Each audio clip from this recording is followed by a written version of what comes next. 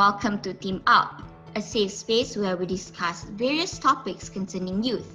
I am your host, Mariam Zalrash, and my co-host. Hello, I am Ratna Rafira, the co-host for today. Before we delve deeper into our discussion of self-worth, let's get to know our guest speaker.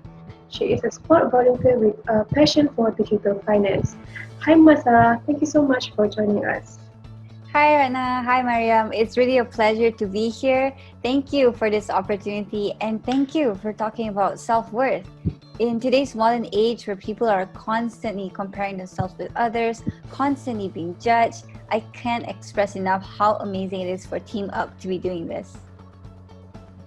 So, without further ado, let's team up and discuss self-worth. Growing up as a teenager can be very challenging, and sometimes we tend to forget about ourselves because we're too focused on others. It usually happens due to lack of self-esteem. It can be normal for teenagers to lack confidence at times, but people with self-esteem issues normally view themselves differently to how others view them. Low self-esteem can be particularly hard, especially for teenagers as they are experiencing a difficult time in their life. Events such as starting high school and meeting new people can be very nerve-wracking for some.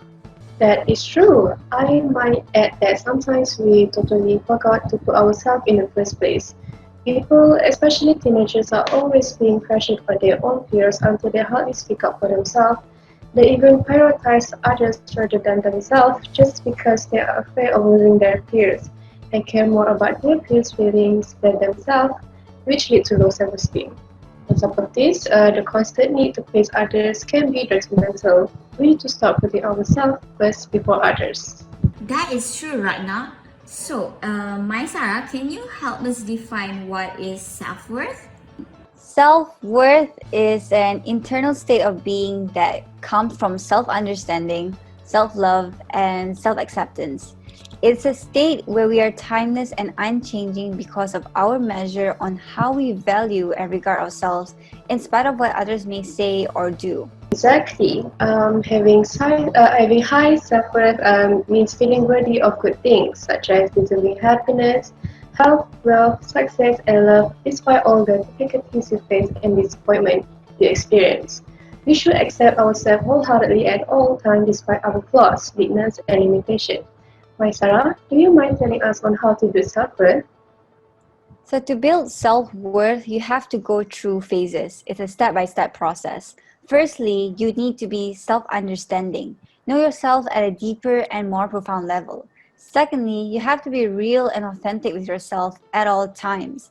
The third thing is the self-love phase. Treat yourself with kindness, generosity, and compassion.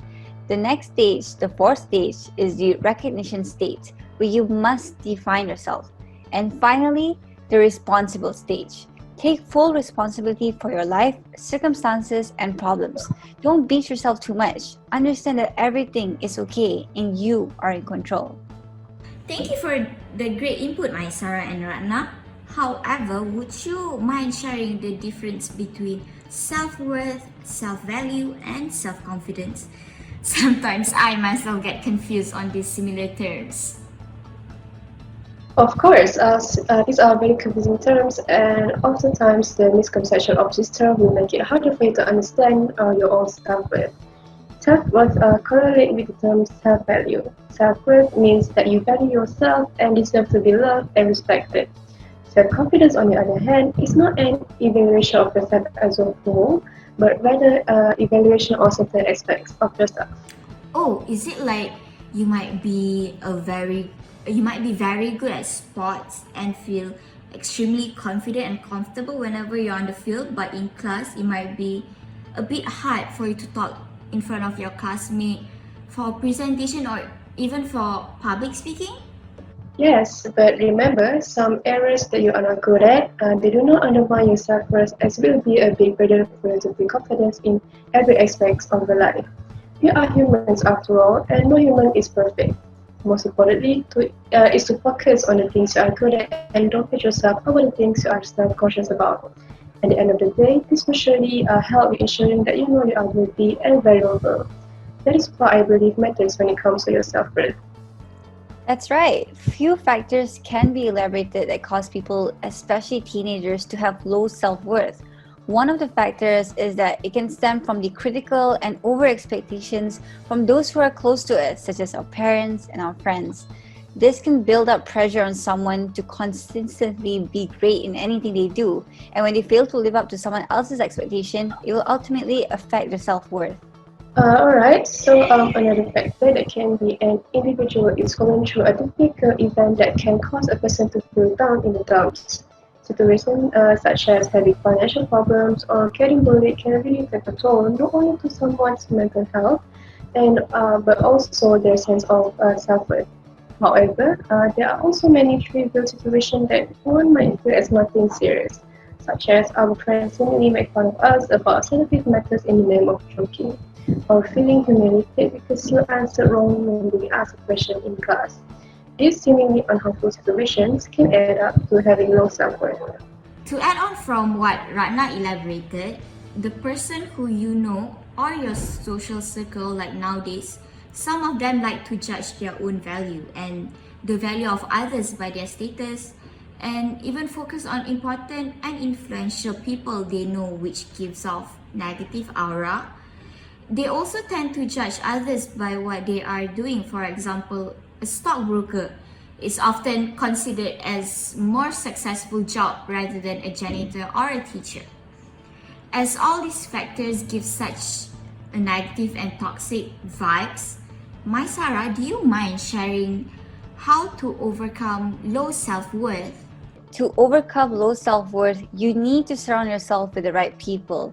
Low self-esteem usually begins at an early age. For instance, if you're constantly being criticized for everything you did and you were told that you're just not enough, it might prevent you from growing into a confident individual with a positive self-image. So try to surround yourself with positive, healthy people who acknowledge your positive attributes and who genuinely support you. Yes, you are right, my Sarah. I would like to add something, if I may. I think it is important to never compare yourself to others because it will also lead to poor self-esteem, stress, and anxiety. Also, getting to know yourself might help as well. Spend some time alone to get to know yourself and to gain better appreciation of yourself. Try making a list of your achievement and strength to remind yourself of how you are unique, special, and worthy. Later on, when you are feeling down or lack self-esteem, review this list. It might help you to feel better about yourself. That is an interesting tip, Ratna.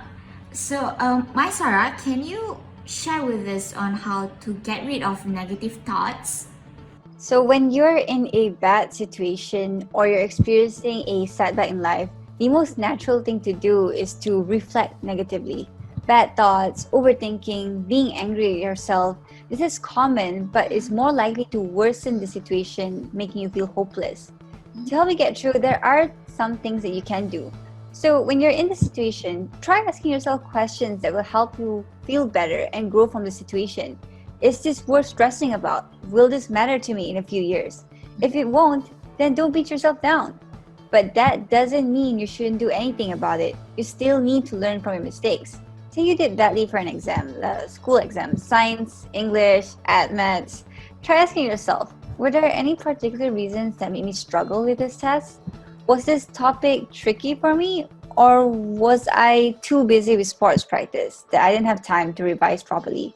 These sorts of questions might help you see that these situations are not a dead end. I know it's not much, but sometimes these little things will help you get through bad situations. Yes, my Sarah, I agree when you say that little things can help no matter when you are in a tough situation. Other than that, I find that talking to someone about the bad situation that I am in and going through negative situation with friends might help you get through it too, because when you bottle up your feelings for too long, these feelings would eat you up and cloud your judgments.